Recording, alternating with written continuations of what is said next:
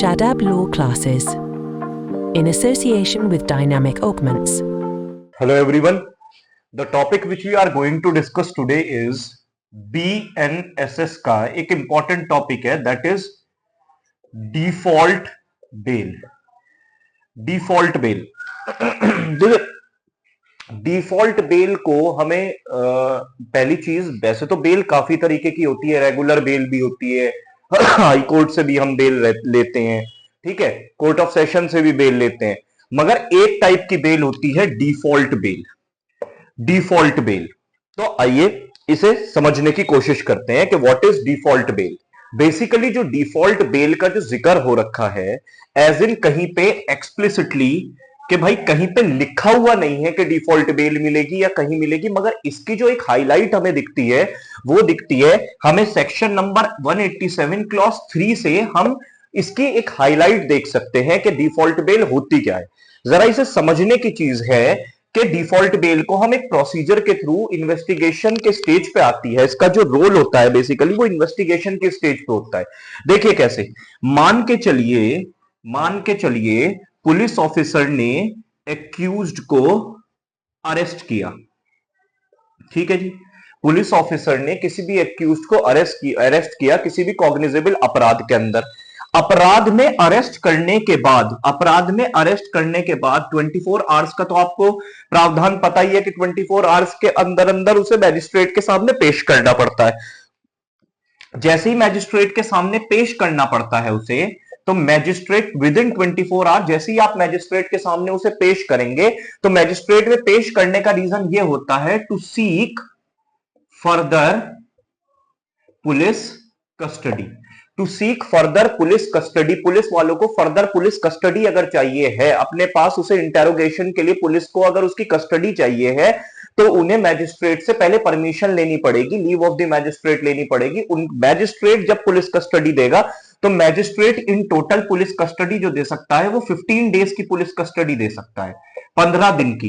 तो पहले क्या था, जब सीआरपीसी के अंदर सेक्शन नंबर 167 के अंदर जब हम ये चीज पढ़ते थे, ध्यान से देखिएगा, सेक्शन नंबर 167 में जब हम ये चीज देखते थे तो सेक्शन नंबर 167 ये बात कहता था सीआरपीसी का कि जो 15 दिन की पुलिस कस्टडी है वो इनिशियल 15 दिन होंगे. जिस दिन बंदे को अरेस्ट किया गया उस दिन से लेके, जिस दिन मैजिस्ट्रेट के सामने पेश किया गया विद इन 24 आवर, उस दिन से लेके जो शुरुआती 15 दिन है. मान के चलिए अगर बंदे को अरेस्ट किया गया 1/1/2025 को, तो 15/1/2025 तक की ये police custody, initial police custody रहेगी.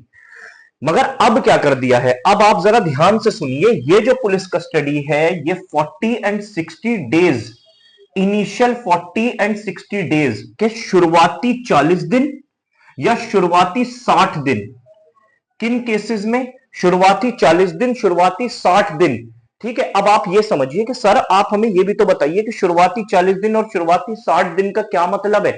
देखिए, जिन ऑफेंसेस का अपराध 10 साल से ऊपर का है,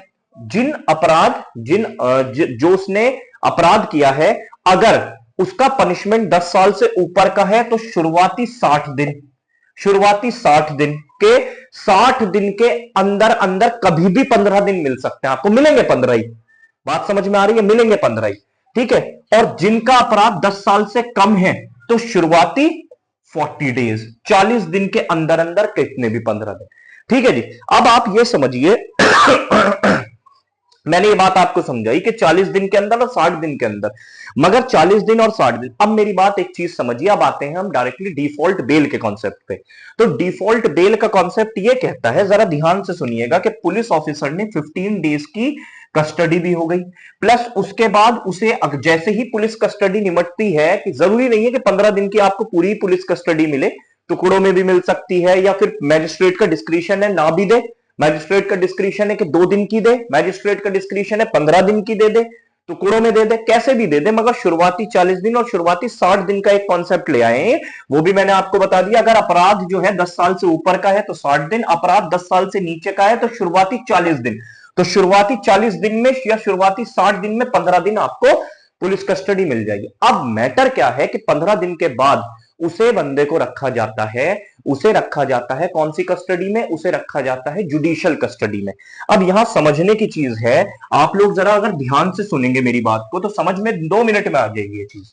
ध्यान से देखिए, ध्यान से देखिए, मान के चलिए चाहे वो 40 दिन वाला 10 साल से ऊपर का अपराध हो या 10 साल से नीचे का अपराध हो, ध्यान से देखिएगा आप। शुरुआती ये हो गए 40 दिन के अंदर 15 दिन मिल गए, या शुरुआती 60 दिन के अंदर, ठीक है, 60 डेज के अंदर 15 दिन की कस्टडी भी निमट गई। मगर ये बात कह रहे हैं कि अगर अपराध 10 साल से ऊपर का है, अगर अपराध, ध्यान से सुनिए, 10 साल से ऊपर का अपराध है तो आप रख सकते हैं मैक्सिमम 90 डेज कस्टडी में। कितनी? चाहे वो police custody plus judicial custody मिला के 90 दिन, मतलब 15 प्लस 75, 90 डेज। और अगर अपराध, ध्यान से सुनिएगा, अगर अपराध 10 साल से कम है तो आप रख सकते हैं कितने दिन? Maximum 60 days. ठीक है, मैक्सिमम 60 डेज। तो उसी के हिसाब से हमने शुरुआती देखे, 10 साल से नीचे वाले में 40 दिन के अंदर पुलिस कस्टडी मिल सकती है, 40 दिन के भीतर, और 90 डेज वाले में 60 डेज के अंदर। वही वाली बात हो गई 10 साल वाली। ठीक है, अब मेरी बात आप सुनिए, ठीक है। मगर ये 90 डेज और 60 डेज तक टोटल पुलिस कस्टडी और जुडिशियल कस्टडी मिला के आप एक्यूज को रख सकते हैं, इसके बाद नहीं रख सकते। मगर क्या रीजन है? अगर पुलिस ऑफिसर ने 90 दिन या 60 दिन के अंदर अंदर चार्जशीट नहीं लगाई है, अगर 90 दिन या 60 दिन के अंदर अंदर अगर पुलिस ऑफिसर चार्जशीट नहीं लगाता है तो एक्यूज्ड को मिल जाएगी डिफॉल्ट बेल। क्या मिल जाएगी एक्यूज्ड को? Default bail. इसके लिए एक बार हम प्रोविजंस को और समझने की कोशिश करते हैं। 187 का आप सेकंड भी देखिए और थर्ड भी देखिए। क्या लिखा है सेकंड में? The magistrate to whom the accused person is forwarded under this section irrespective of he has no jurisdiction to try the case after taking into consideration such person has not been released on bail and the bail has been cancelled, authorized from time to time the detention of the accused as such magistrate thinks fit for the term not exceeding 15 days in whole। 15 दिन की ही आपको police custody मिलेगी। ठीक है जी, मगर इसके अंदर एक नई चीज क्या जोड़ दी है? 15 डेज इन होल और इन पार्ट्स, टुकड़ों में या फिर, ठीक है जी, पूरी। At the time during the initial 40 and 60 days, शुरुआती 40 दिन या शुरुआती 60 दिन। मगर कैसे पता लगेगा? अगर 10 साल से ऊपर का अपराध है तो शुरुआती 60 दिन, 10 साल से नीचे का अपराध है शुरुआती 40 दिन के अंदर, कभी भी 15 दिन आपको मिल जाएंगे। बात समझ में आ गई होगी। ठीक है जी, आगे क्या लिखा है? ठीक है, आगे क्या लिखा है? And if there is no jurisdiction of the case to commit the trial consider necessary he may order the accuse forwarded to the magistrate having such jurisdiction. आगे देखिए इसके अंदर third, the magistrate may authorise the detention of the accuse person beyond the period of 15 days if it is satisfied that existing but no magistrate shall authorise the detention of the custody under subsect for the total period exceeding 90 days where the investigation relates to the punishment of death, imprisonment for life or imprisonment for the term 10 years or more। 10 साल या 10 साल से ऊपर के अपराध में 90 दिन maximum आप रख सकते हैं। अगर पुलिस वालों ने चार्जशीट नहीं लगाई है तो मैक्सिमम 90 डेज। ठीक है, ये बात आप लोगों को समझ में आ गई। और पुलिस वालों ने अगर 60 दिन वाले केस में अगर पुलिस वालों ने 10 साल से कम के अपराध में कितना, अगर 60 दिन अगर पुलिस वालों ने चार्जशीट नहीं लगाई है, अभी तक चार्जशीट लगाई ही नहीं है, तो उसे क्या मिल जाएगी? Default bail. मगर इसमें आप लोगों को एक चीज समझने की है यहाँ पे कि डिफॉल्ट बेल ऐसे ही नहीं मिलती। डिफॉल्ट बेल ऐसे ही नहीं मिलती कि उसके 90 दिन या 60 दिन पूरे हो गए तो आपने डिफॉल्ट बेल पकड़ा दी, नहीं। सबसे पहले उसे डिफॉल्ट बेल को फर्निश करना पड़ेगा। फर्निश का मतलब उसे एक एप्लीकेशन लगानी पड़ेगी डिफॉल्ट बेल की।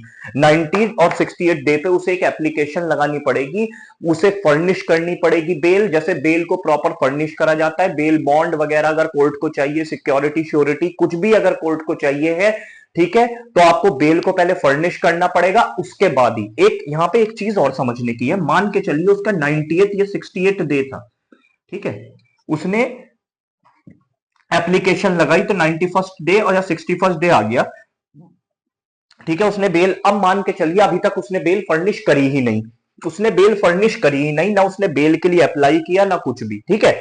अब मान के चलिए इसने 94th डे या 64th डे आ गया, ठीक है, 94th डे या 64th डे आ गया। 10 साल से कम अपराधों के लिए 64, 10 साल से ऊपर वालों के लिए 94, 4 दिन आगे बढ़ गए।